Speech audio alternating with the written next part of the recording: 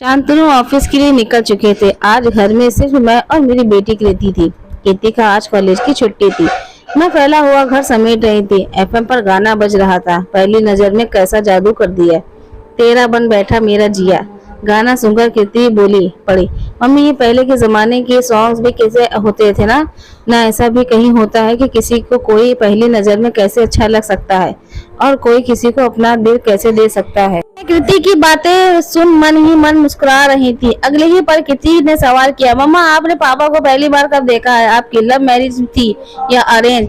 मेरे जवाब न देने पर कृति जिद करने लगी, बताओ ना मम्मी, क्यों नहीं हो सकता पहली नजर में प्यार? क्यों नहीं दे सकता कोई अगली पहली नजर में किसी को दिल? मैंने उल्टे कीर्ति से ही सवाल किया तो वह मुझे हैरानी से देखने लगी, जिसका जिज्ञासा शांत करने के लिए मैंने उसके सिर पर हाथ फेरते हुए कहा, तुम्हें पता है तुम्हारे पापा से पहली नजर में ही प्यार हुआ था। पता है कैसे? कृति के चेहरे पर उत्सुकता बात बता रही थी कि वह अभी सब कुछ जान लेना चाहती है।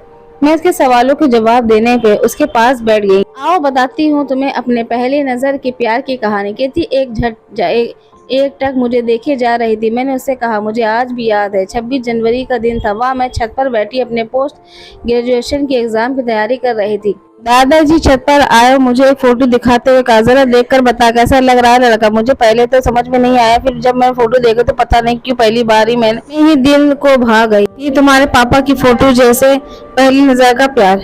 अरे वाह, पहली नजर का प्यार। मम्मा आप तो बड़ी छुपी रुस्तम निकली। मम्मी ने कृति को चुटकी ली की। फिर कृति की हरकत पर माधवी शर्मा गई, लेकिन बेटी ने जिद कर पूरी कहानी सुनने की। माधवी ने आगे कहना शुरू किया, हमारे टाइम में लव मैरिज नहीं होती थी। हमारे परिवार में तो लव मैरिज की बात सोच भी नहीं सकते थे। मैंने पहली बार आपके पापा को सिर्फ फोटो में ही देखी थी। तस्वीर देखते ही दिल में एक आवाज आई कि मैं इनसे ही शादी करूंगा। तस्वीर देखते ही वो अपने से लगे। अपनी पहली नजर के प्यार का अनुभव बताते हुए माधवी के चेहरे पर लाली छा गई। कृति ने माँ के आगे ये कहानी बताने का इशारा किया। एक और इंटरेस्टिंग बात बताओ? माधवी ने कृति को उत्सुकता बढ़ा दी। हाँ मम्मा प्लीज बताओ ना। हमारा रिश्ता पक्का होने से पहले मैंने सिर्फ तुम्हारे पापा को ही पहली फोटो देखी थी। उससे पहले मैंने किसी और लड़की की फोटो नहीं देखी थी, ना ही मेरे परिवार की तरफ से किसी तरह का देखना दिखाना हुआ था। जबकि हमारे पापा ने मुझसे पहले कोई लड़कियां देखी थी, लेकिन उन्हें कोई पसंद ही नहीं आई। मम्मी की बात सुनकर कृति हंस दी। उसने हंसते हुए कहा, अरे वाह पापा तो खूब फोटोज देखी होगी लड़कियों की। कृति की बात सुनकर माधवी को भी बहुत हंसी आ गई। उसे भी फोटो की अपनी प्रेम कहानी सुनने में मजा आने लगा। पता है दादू ने आपके पापा से कहा था, अब तो अकेले ही लड़की देखने जाना और इससे तू पसंद करेगा उसी से हम तेरी शादी करा देंगे। तेरे पापा अपने एक दोस्त के साथ अकेले ही मुझे देखने आए थे। मैं भी उन्हें पहली नजर में पसंद आ गई थी।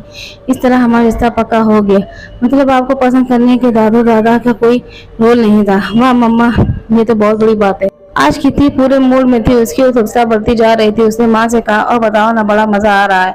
आप शादी से पहले पापा के साथ डेट पर गई थी? हाँ गई थी ना बाबा। आप उस जमाने में डेट शेयर कहाँ होती थी? छोटा शहर जहाँ कोई एक दूसरे की कलम कुंडली तक की परिचित होता था। कोई बात किसी से छुपती नहीं थी। कभी हिम्मत नहीं हुई कि इस बारे में कुछ सोचने की।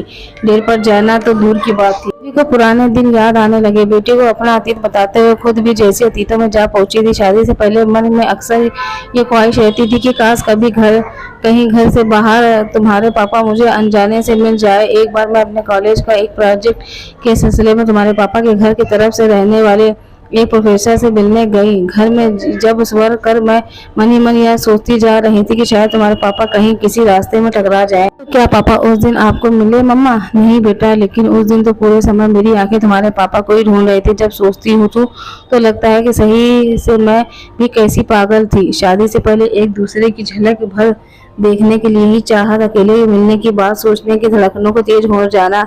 उस जमाने का प्यार ही और था। उस जमाने में कब किस तरह जोड़े थोड़े ना होते थे कि शादी से पहले सालों एक तरफ एक दूसरे से मिलना जुलना, शाद घूमना फिरना, एक दूसरे के बारे में सब कुछ जान लेना ही। हाँ शादी से पहले एक दो बार मेरी और तुम्हारे पापा की फोन पर जरूर बात करती थी, लेकिन उन फोन क्लास का भी एक अलग ही मजा और चार्म था।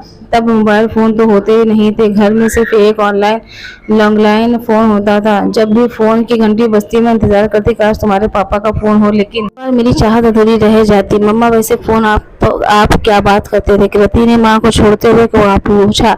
आज तुम्हें क्या हुआ है? तुम्हारे दिमाग में आखिर क्या चल रहा है बदमाश?